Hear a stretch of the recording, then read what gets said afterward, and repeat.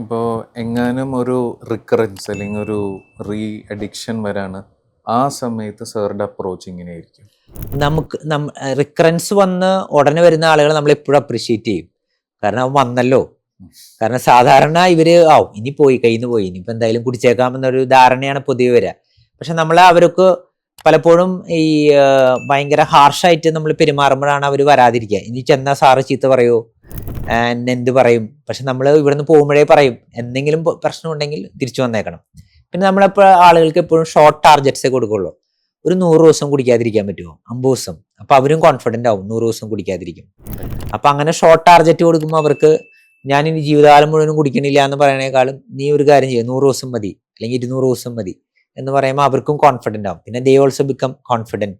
പിന്നെ അതേപോലെ ഈ ആൽക്കഹോളിക് അനോണിമസ് എന്നൊക്കെ പറയുന്ന ഗ്രൂപ്പുകൾ അവരെ സപ്പോർട്ട് ചെയ്യും. കാരണം ഒരു കുടിയന്റെ വിഷമം കുടിച്ചിരുന്ന ആളുകൾക്കേ കൃത്യമായിട്ട് മനസ്സിലാവുള്ളൂ. അപ്പൊ അവർ ഭയങ്കര സപ്പോർട്ടീവാണ് ആൽക്കഹോളിക് അനോണിമസ്. നമ്മുടെ നാട്ടിലും നല്ല ഗ്രൂപ്പ്സ് ഉണ്ട്, ആൽക്കഹോളിക് അനോണിമസ് ഗ്രൂപ്പ്സ് ഉണ്ട്.